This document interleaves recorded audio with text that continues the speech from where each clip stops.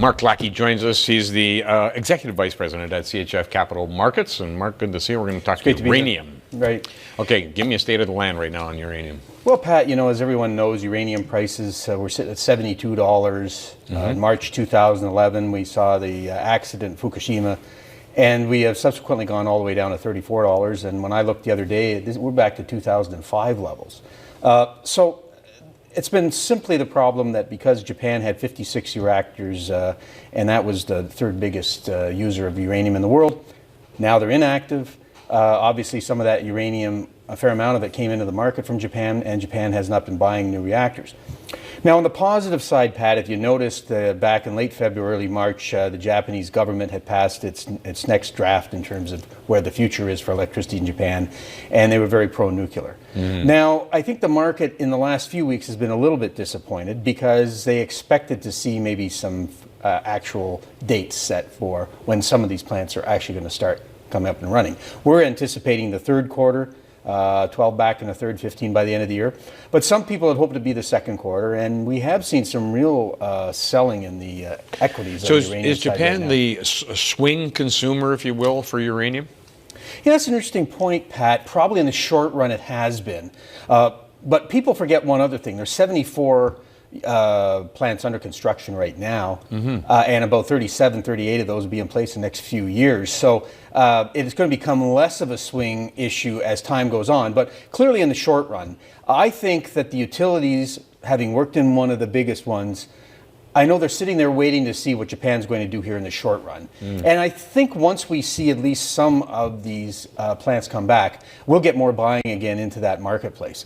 But nevertheless, I mean, I'm sitting with a forecast that says we get to 45 by the end of the year. That's reasonably optimistic compared to some, but I'm far more optimistic in the next 2 years at $60 at the end of next year and $70 at the end of 2016. Yeah, the issue with uranium, though, aside from Japan, is it's politically charged. People don't know what to do with the waste. They don't want it in their backyard, all that kind of stuff. Yeah, you know, Pat, I would refer to it, and I know some people don't agree with me, but I've always thought there's a bit of a hysteria attitude here that if you look at what's transpired over the years, we've had one major accident in Chernobyl. The other two accidents really were relatively minor. I know there was some radiation leak in Fukushima, but at the end of the day, it was contained to a very small area. And around Fukushima now, people have moved back in because the radiation levels have returned to normal. So I think that you're right. It's always been politically charged. It's been that way kind of since the late 60s, early 70s. But I'm a little bit surprised there's not more support, particularly from the green movement, because there's no CO2 emissions, for example. Yeah, good point. That's the offset. Okay, just quickly, before we get to your names, supply side, with the tensions with Russia right now, for instance, does that change the supply side? Well, it's an interesting question, isn't it? Because, you know, there is some Russian uranium. Now, the HEU program ended last year, as we all know, the highly enriched program. So that 24 million pounds was no longer coming from Russia. So there was a limited amount coming out of Russia. But there's a lot of research work that's been done between the Russians and the Americans. That's been suspended with the recent issues in the Ukraine. Will people throughout the world stop buying Russian uranium? I doubt the Chinese and the South Koreans will stop because, you know, in the short run, I don't know where else they're necessarily going to look. Maybe they go to Kazakhstan, maybe they come to us. But I think that the issue is more heightened among, I think, some of the G7 countries as opposed to some of the other people in the world. So I think in the short run, the Russian situation isn't going to be a factor, but it could become one over time.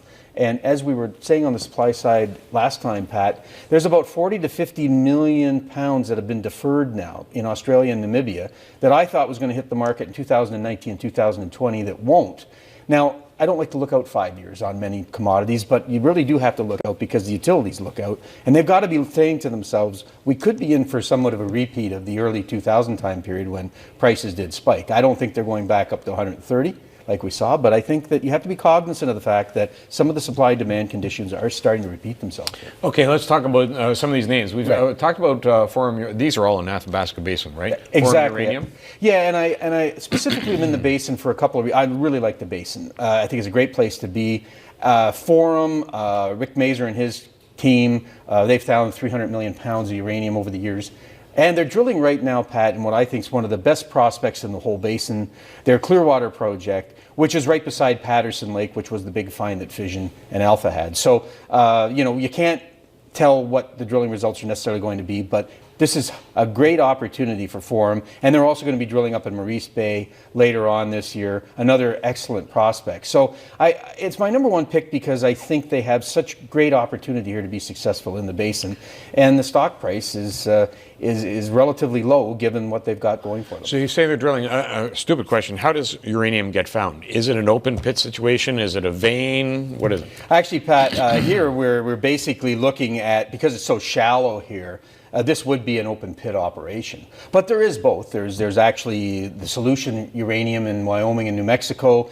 You do have the shafts, the underground mines that Cameco has, for example. So you find it all different ways, Pat. But your point's a good one, because Forum is one of the things I do like is, I mean, these drilling costs are relatively cheap because the cost of production would also be relatively cheap given the fact that we're talking about very shallow mining here relative to some of the deeper prospects that are out there, particularly in other parts of the world. I know my dad was a nickel prospector, and he used to fly over places of black, and that was uranium right on the surface. That's right. That was a long time ago. Pure Point uranium. You know, Pure Point's been around for a little while, Pat, and one of the reasons we brought it back up on our radar screen because they've gone back in now and are doing some extensive drilling. They had a very good result in Hook Lake.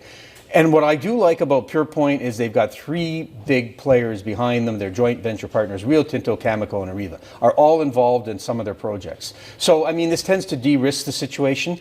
And the big guys have all said that they're going to they're putting more and more money back into Pure Point. So again, stock has been hit recently, given all the stocks have been hit, given people have pulled out of the market partly because of their disappointment with a lack of news out of Japan. But I would argue that this is a good buying opportunity. Okay, and Declan is your last one. Now, Declan, we mentioned their joint partner is Lakeland. Lakeland, of course, was a company we mentioned last time that we liked. Declan is the partner up in Gibbons Creek. What's really important, Declan just hired David Miller, not the ex-mayor, but David Miller, who was at Strathmore Uranium, which was taken out by Energy Fuels. And if you held that, you not only got a premium on the deal, but of course Energy Fuels has doubled.